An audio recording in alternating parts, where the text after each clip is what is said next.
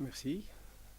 Je suis honoré et j'ai un privilège de pouvoir assister à cette rencontre scientifique d'Alain Vie. Je remercie vivement les organisateurs et je vais essayer de parler un peu de la suite logique de la COP 21, qui n'est autre qu'une continuité de la COP 21 et qui va essayer de mettre en œuvre les actions des accords de Paris.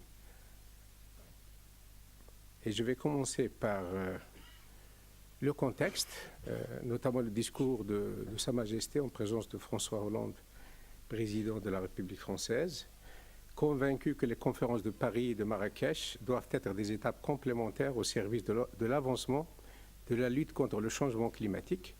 Nous sommes convenus de travailler main dans la main pour la réussite de ces deux rendez-vous, dans l'esprit de coopération, solidarité et d'excellence qui a toujours marqué le partenariat d'exception entre le Royaume du Maroc et la République française.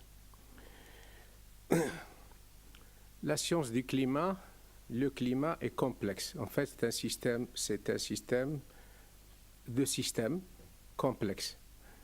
Si on regarde l'aspect vulnérabilité et les conséquences du changement climatique, elles sont vraiment nombreuses. Et mes collègues ont parlé un peu de quelques points concernant les possibilités d'impact.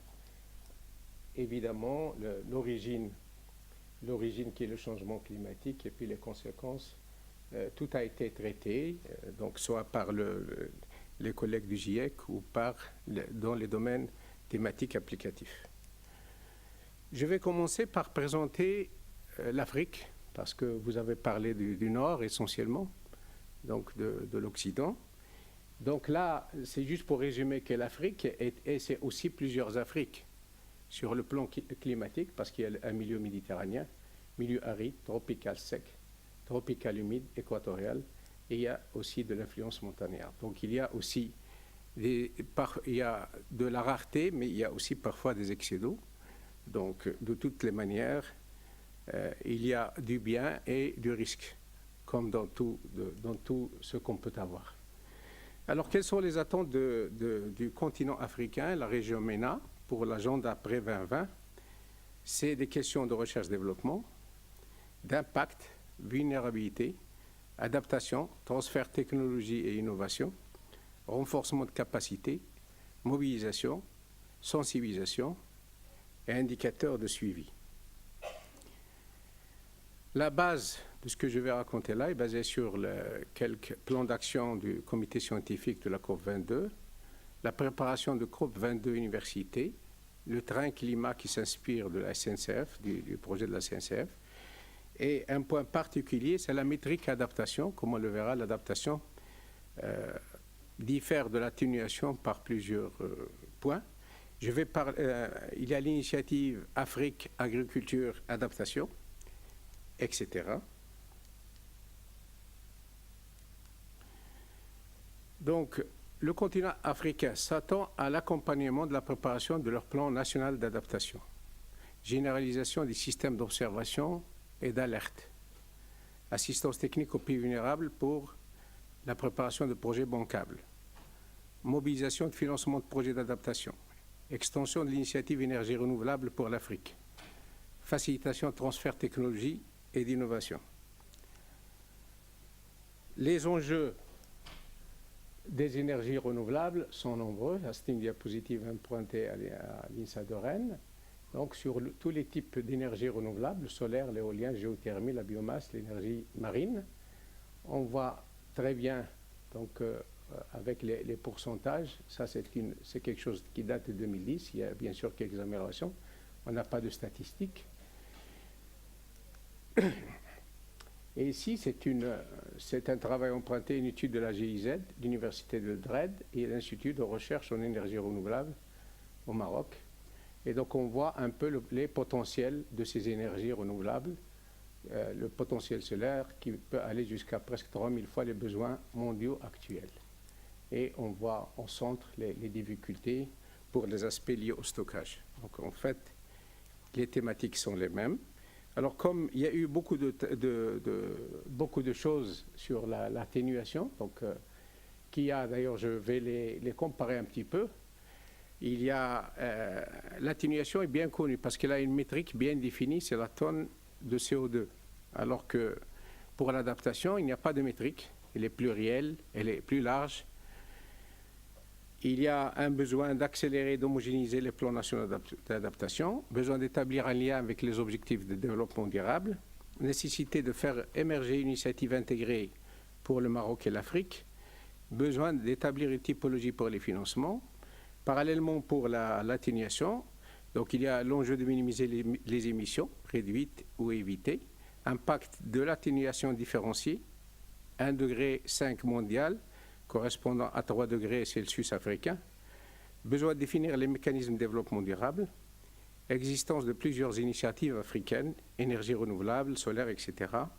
Expérience nationale, je parle des Marocaines à valoriser, puisque le Maroc tient un rôle pionnier dans le développement des énergies renouvelables.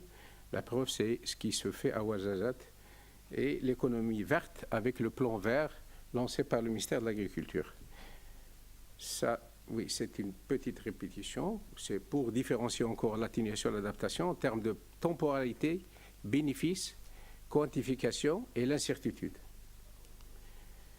En termes de financement aussi, on s'attend à établir une feuille de route d'ici 2020, nécessité de rééquilibrer le financement des actions d'adaptation versus celles d'atténuation, besoin de définir comment comptabiliser les flux financiers publics et privés, donner un rôle moteur aux fonds publics, surtout pour l'adaptation, opportunité de mobilisation des fonds alternatifs et philanthropiques, besoin de renforcer le fonds d'adaptation ou de simplifier ses critères d'éligibilité.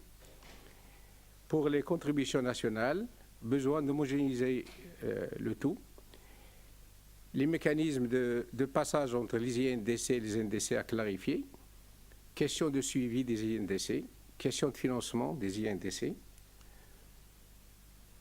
Donc, pour le renforcement de capacité, donc, que ce soit institutionnel ou donc du personnel humain, donc on tient compte bien sûr de la création du comité de Paris, mais il y a une nécessité de mise en réseau de centres régionaux, pertinence avec des liens thématiques dépassant les clivages régionaux, les problématiques partagées. Il y a le 4C marocain, qui est une organisation qui appartient au ministère de l'Environnement, dont la ministre gère ce centre. Nécessité d'établir un pont entre recherche scientifique et politique publique. C'est très timide dans les pays africains. Transfert de technologie innovation. Là, effectivement, il y a un besoin de technologie adaptée à la réalité des pays. Donc, il y a des spécificités. Il faut essayer d'établir les ponts. Donc, bien sûr, il y a la démarche de l'innovation, mais il y a quelques applications spécifiques. Il y a un besoin de différenciation de la tarification d'accès aux brevets. Les pertes et dommages, nécessité de revoir les mécanismes internationaux de Varsovie, approfondissement de questions de compensation, mise en avant des risques pour éviter et anticiper les déplacements, notamment les aspects réfugiés climatiques. Il y a une opportunité de mise en valeur de l'expérience en termes d'assurance. Bon, je vais parler un peu plus de l'adaptation. Donc, je passe un peu quelques références de la thématique telle que présentée dans l'accord de Paris et je vais résumer. Donc, l'impact des changements climatiques anthropiques sur les systèmes humains et naturels couplés, donc en termes d'ampleur et célérité, impact direct et indirect, adaptation versus atténuation, j'en ai parlé, options et limites, des questions sur la façon dont le changement climatique peut affecter les ressources, peuvent conduire à une analyse des impacts à long terme de 2100. Des questions sur l'adaptation peuvent conduire à une analyse de vulnérabilité dans un horizon de 5 à 50 ans. Aborder d'autres questions complexes va nécessiter de nouveaux paradigmes, de nouvelles approches et des priorités, de nouvelles capacités scientifiques, de nouveaux collaborateurs et partenaires, comme énoncé par plusieurs collègues tout à l'heure. Les enjeux scientifiques sont multiples. parce qu'il y a la compréhension des phénomènes et des processus physico-chimiques, les questions d'observatoire des données, qui sont importantes, parce qu'on gère à la fois des données, des connaissances, des modèles et des scénarios. Donc il faut maîtriser les données ou les données massives, ou les données, en fait c'est des données spatiales, des paramétrisations numériques, des approximations numériques, la résolution spatio-temporelle, la modélisation, les analyses de scénarios les plus probables, la simulation des scénarios, l'interprétation des résultats et les développements de mesures. Mais tout ceci est assujetti à plusieurs incertitudes. Donc si je parle de l'atténuation pour les scénarios d'émission, parce qu'il y a beaucoup d'hypothèses, lesquelles sont les plus plausibles, donc hypothèses démographiques, économiques, technologiques, etc. Les transformations, émissions, concentration, les processus du cycle carbone liés aux aérosols, les modèles climatiques eux-mêmes, hypothèses physiques, paramétrisation physique, approximation numérique, variabilité naturelle, etc.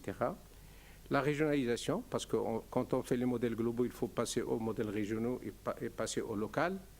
Il y a toute une série d'hypothèses d'approximation, choix de méthodes statistiques et stochastiques, etc.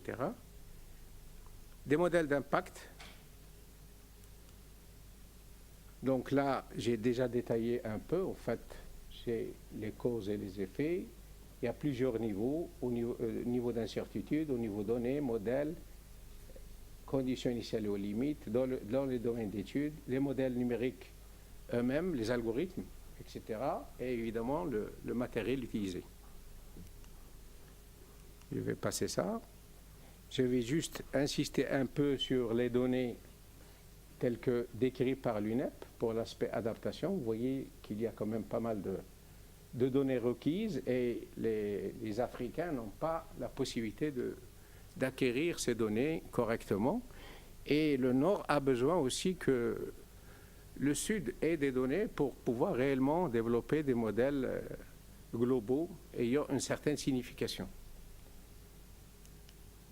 Vous voyez, pour l'énergie, pour toute une série de données.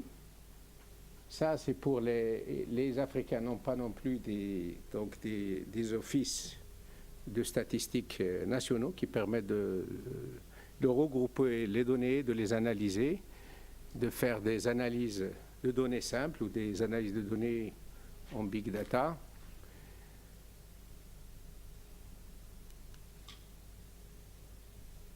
Donc en fait, ça c'est juste une diapositive qui permet de montrer un peu la complexité de ce qu'on est en train de faire.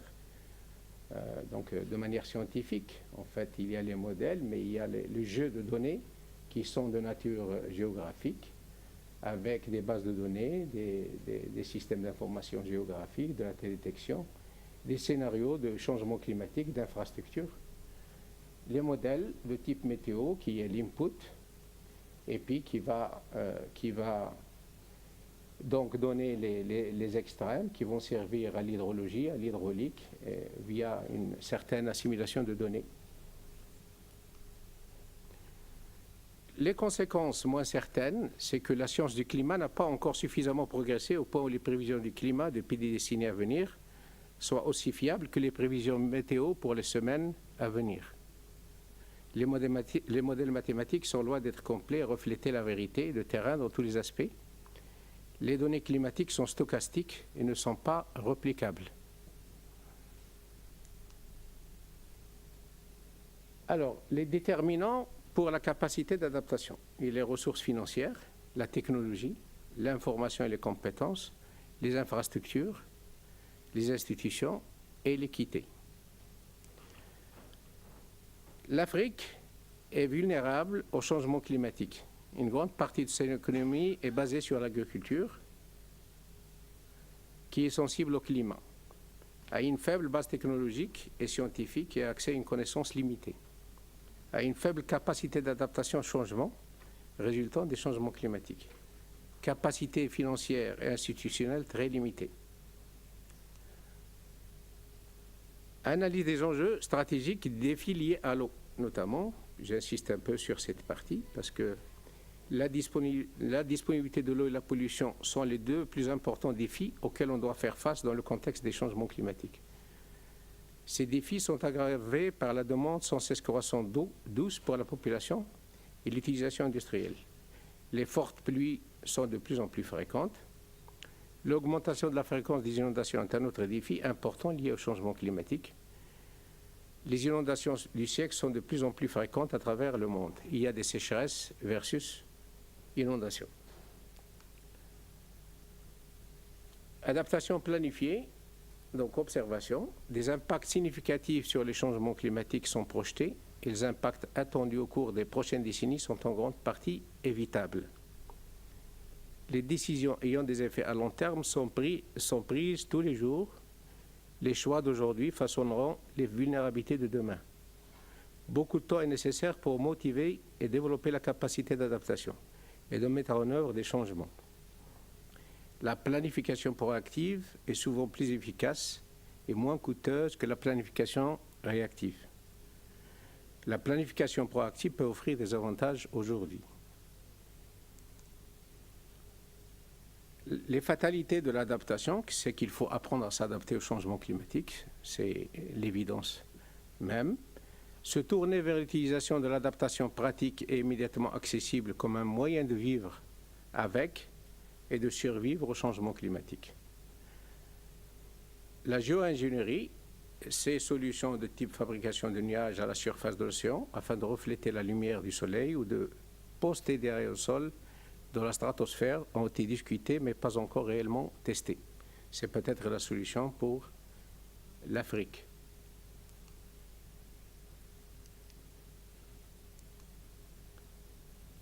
Alors, quelques sujets prioritaires d'adaptation, c'est la mobilisation et la conservation de l'eau. Donc, le Maroc a beaucoup d'expérience dans le domaine de la mobilisation, avec la construction de beaucoup de barrages depuis feu Hassan II. La restauration des zones humides est aussi un moyen intéressant, puisque les zones humides fonctionnent comme des condensateurs des bassins versants. Au cours de la fonte des neiges et après les tempêtes de fortes pluies, ils empêchent une grande partie de l'eau de couler immédiatement vers les rivières à proximité, contribuant ainsi à prévenir les inondations. Comme l'eau se trouve dans les zones humides, les nutriments et les produits chimiques toxiques sont éliminés. L'infiltration de l'eau alimente les eaux souterraines de la région et contre l'effet de la sécheresse future. Ainsi, des initiatives visant à identifier, préserver ou restaurer les zones humides dans les bassins devraient être une priorité. Amélioration des mesures de conservation des terres et des sols dans les zones agricoles pour réduire les rejets d'érosion et de pollution diffuse dans les plans d'eau. Des systèmes de toiture appropriés doivent être installés dans les zones confrontées à des pénuries d'eau sévères pour atténuer le ruissellement des eaux. Adaptation en cours, changer et innover la conception des infrastructures, économie de l'eau. Recommandation de compteurs obligatoires de douches à faible débit, toilettes à faible débit, qui sont déjà de plus en plus utilisés dans les zones à stress hydrique. Système de tarification, où une allocation de base en eau par habitant reste peu coûteuse, mais le coût peut augmenter rapidement dès que l'utilisation augmente. Prix et autres mesures pour décourager la dégradation permanente de l'eau et pour récompenser le retour de l'eau en bon état dans les rivières et les aquifères. C'est la loi sur l'environnement. Les crues éclairs avec les fréquents épisodes de pluie intense nécessitent plusieurs adaptations. La cartographie des inondations est indispensable pour limiter les effets et en saisir les opportunités pour de plus grands développements en amont. Afin de minimiser les inondations des sous-sols devenues très fréquentes, les municipalités devraient envisager de subventionner des actions d'installation de vannes d'arrêt pour empêcher le refoulement d'égouts ou pousser les propriétaires à le faire. Intégrer les droits d'eau à des échelles de bassins versants. En général, les besoins en eau de l'homme sont gérés au coup par l'octroi de licences de projets individuels. Je vais conclure. Alors,